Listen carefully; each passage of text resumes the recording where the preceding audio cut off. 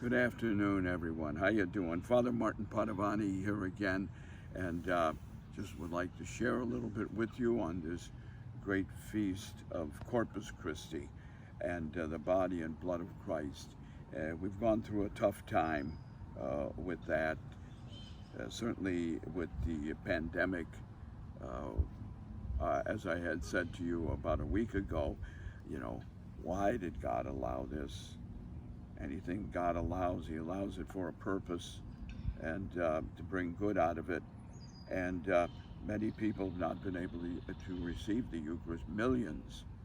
And people feel that loss of the Eucharist. And underneath all of this, God has a message, is that He wants us to not take it for granted.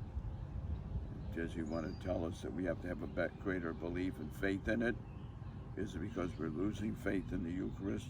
Is it the fact that so many people have put the material world ahead of the Eucharist? I don't need the Eucharist. Who needs that? So we don't know. Let's listen to what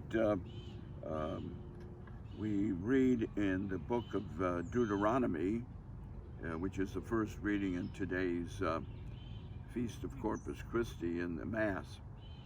A reading from the book of Deuteronomy.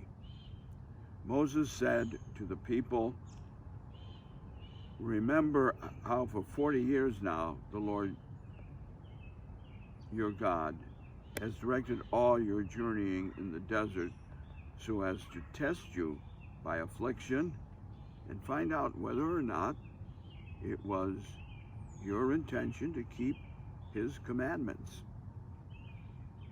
He therefore let you be afflicted with hunger and then fed you with manna, a food unknown to you and your fathers, in order to show that not by bread alone does one live, but by every word that comes forth from the mouth of the Lord. Do not forget the Lord your God, who brought you out of the land of Egypt, that place of slavery, who guided you through the vast and terrible desert with its serpents and scorpions, its parched and waterless ground, who brought forth water for you from the flinty rock and fed you in the desert with manna, a food unknown to your fathers." The word of the Lord. Yes, quite an interesting reading there that we have Moses speaking, and the people were starving. They needed food. God gave it to them. We need this spiritual food today that Jesus promised to us. Unless you eat my body and drink my blood, you're not going to have life in you. And since we're just overwhelmed with the goods of this world and the scientific goods that it's given us and everything else, who needs the Eucharist? And people have drifted away from the Eucharist terribly. And we need to turn to the great aspect of so many of our young people who have dropped out of the church. A lot of reasons there. But again, to be able to be a mature Christian and reach that type of spiritual maturity that realizes no matter how much wealth and success I have, I need the Eucharist.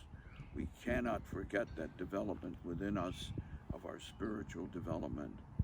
And this is what's happened today, in not only the pandemic, but the revolution we're going through. We can't just solve it on a level of the intellect and fighting with one another and blaming. We have to drop down into the emotional and the spiritual aspect of this whole thing. That's why Christ became a human person. He was trying to teach us about being human and using all of our aspects. The amount of people that emotionally don't understand this need for God and the aspect of the spiritual aspect. This is what's lacking. I became more convinced of this in a 20-year period that I had, where I had multiple weddings and working with these couples, most of them all graduates. And out of that group, there's only maybe 2 or 3 divorces. Why is that? Because we stressed a development of the emotional and the spiritual together, that they're not getting in all our educations or degrees you got. That is what strengthened them. I'm convinced of that. That's why there were less divorces with that group. Doesn't that say something? This is why Christ is telling us something also about the Eucharist. That, maybe it's we have to realize in a harsh way why we need it. That we got too dependent on just our own selves and the goods of this world. Unless you eat my body and drink my blood, you're not going to have life and you're not going to make it. He's very strong. Therefore, I can understand why we're going through this. The Lord's trying to tell us something that we don't see. May He give us the Holy Spirit to guide us and understand that.